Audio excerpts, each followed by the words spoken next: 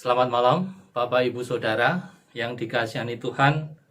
Pada saat ini kita akan belajar firman Tuhan di dalam acara doa pagi pada pagi hari ini. Saya berharap kita semuanya dalam kondisi yang sehat, baik-baik saja, sehingga kita boleh siap untuk mengikuti renungan doa pagi pada pagi hari ini. Tapi sebelumnya, mari saya ajak untuk berdoa.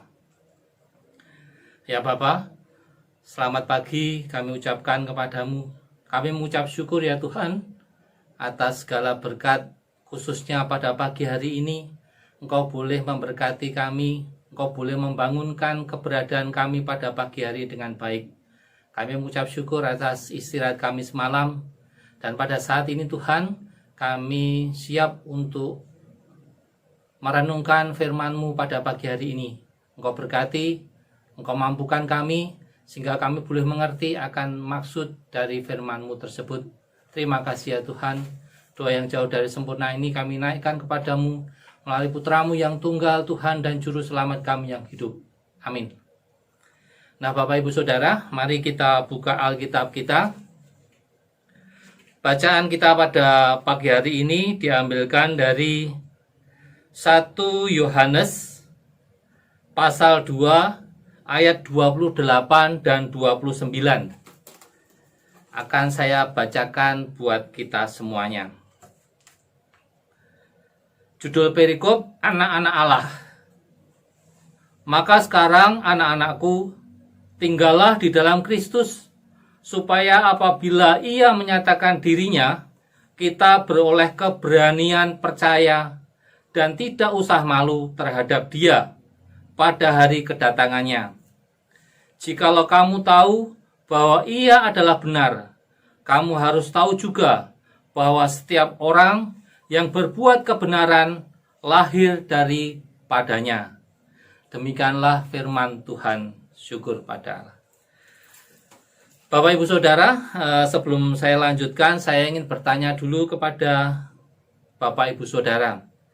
Pernahkah Bapak Ibu Saudara karena sesuatu hal mungkin melakukan perjalanan keluar kota, membutuhkan penginapan, dan menginap di rumah salah satu anggota keluarga ataupun saudara yang lainnya? Mungkin saudara-saudara punya saudara-saudara yang di luar kota tersebut dan mau untuk menerima kedatangan Bapak Ibu Saudara. Tentunya kita senang ketika kita diterima dengan baik di dalam lingkungan keluarga, di mana kita boleh menumpang untuk sementara waktu menyelesaikan urusan-urusan kita di luar kota. Tetapi ada beberapa hal yang harus kita patuhi. Kalau kita menumpang biarpun di rumah saudara kita, tentunya harus ada aturan-aturan yang harus kita taati di dalamnya, agar ketika kita boleh menumpang di rumah saudara kita tersebut, kita tidak bersinggungan atau kita tidak menimbulkan permasalahan dengan saudara kita. Ada aturan-aturan yang harus disepakati bersama. Misalnya, ketika kita menumpang di sana, kita tidak boleh membuat gaduh, tidak boleh membuat kebisingan, ataupun hal-hal yang lain yang sifatnya merugikan tuan rumah. Biarpun kita diberikan kebebasan penuh untuk menggunakan fasilitas yang ada di rumah tersebut untuk kepentingan kita, tetapi aturan-aturan dasar dari keluarga tersebut, dari rumah yang kita tumpangi tersebut, harus benar-benar kita pegang atau kita taati bersama. Ada juga kalau misalnya anak kita bekerja di luar kota, mereka cari tempat kos yang dekat tempat pekerjaan. Ketika mereka sudah menemukan tempat yang cocok, mereka ngekos di sana. Biarpun di dalam suatu lingkungan kos juga ada aturan-aturan yang harus dipatuhi oleh anak-anak kita misalnya. Biarpun mereka sudah membayar untuk tiap bulannya, tetapi aturan-aturan harus mereka taati. Misalnya, mereka tidak boleh membawa atau memasukkan teman yang lawan jenis ke dalam kamar kos tersebut, ataupun menerima tamu dalam batas-batas jam yang sudah harus ditentukan, ataupun mempergunakan segala fasilitas yang ada di sana tanpa menimbulkan kerugian bagi orang lain atau pemilik kos atau teman-teman kos yang ada di sekitarnya. Harus ada aturan-aturan yang disepakati sebagai penghuni kos tersebut agar segala sesuatunya berjalan dengan baik. Biarpun dia sudah membayar tiap bulannya, tetapi aturan-aturan tersebut harus dipatuhi. Mau tidak mau, suka tidak suka, harus dipatuhi ketika mereka mau tinggal di kos tersebut. Nah, Bapak Ibu Saudara, tema kita pada pagi hari ini adalah tinggallah di dalam Kristus. Kita sebagai orang-orang Kristen, orang-orang pengikut Tuhan, orang-orang yang percaya Tuhan Yesus sebagai Tuhan dan Juru Selamat kita diajak untuk tinggal di dalam Tuhan, di dalam Kristus, seperti ajakan di dalam 1 Yohanes pasal 2 ayat 28 dan 29 tersebut. Apa yang dimaksud dengan tinggal di dalam Kristus? Ketika kita sudah menjadi orang-orang Kristen, pengikut Kristus, kita harus tinggal di dalam Kristus. Artinya apa? Kita harus mematuhi aturan-aturan, perintah-perintah yang diperintahkan oleh Kristus kepada pengikutnya, kepada kita sebagai pengikutnya. Mau nggak mau, suka nggak suka, ketika kita sudah menerima Kristus sebagai Tuhan dan Juru Selamat kita, kita juga harus mau untuk mengikuti perintah-perintahnya, larangan-larangannya, apapun yang diperintahkan Tuhan terhadap diri kita. Kalau memang kita mau tinggal di dalam Kristus, di dalam Tuhan Yesus. Sesuai dengan ayat yang 28, ketika besok Tuhan pada kedatangan yang kedua memanggil kita untuk menghadapnya, kita tidak merasa malu lagi karena kita sudah siap. Kita di dalam kehidupan kita, ketika kita tinggal di dalam Kristus, kita melaksanakan kebenaran-kebenaran yang diperintahkan Kristus di dalam kehidupan kita.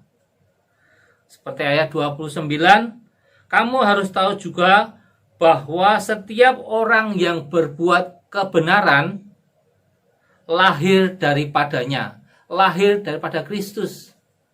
Kristus adalah sumber kebenaran di dalam kehidupan ini. Sebagai pengikutnya, sebagai anak-anaknya, kita juga harus melakukan kebenaran itu di dalam setiap langkah kehidupan kita. Konsekuensinya seperti itu, Bapak Ibu Saudara. Ketika kita mau tinggal di dalam Kristus, kita harus mau mengikuti aturan-aturan yang diperintahkan Kristus di dalam kehidupan kita.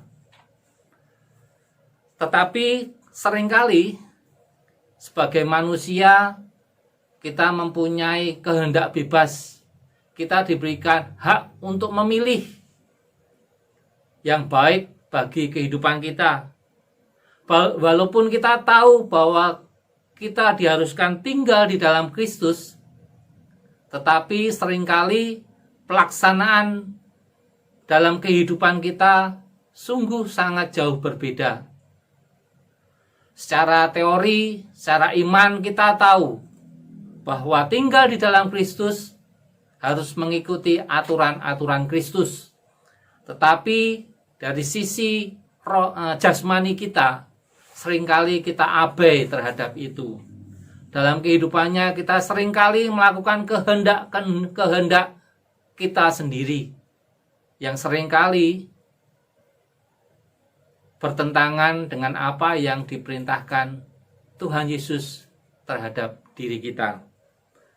Makanya pada pagi hari ini kita diingatkan melalui firman Tuhan ini, kalau kita mau tinggal di dalam Kristus, kalau kita mau tinggal di dalam diri Tuhan Yesus Kristus, kita harus mau mengikuti segala perintah-perintahnya. Dan untuk menutup renungan pada pagi hari ini, akan saya bacakan firman Tuhan yang diambilkan dari Yohanes pasal 15 ayat 4 sampai ayat yang ke-6. Demikianlah sabda Tuhan. Tinggallah di dalam aku dan aku di dalam kamu.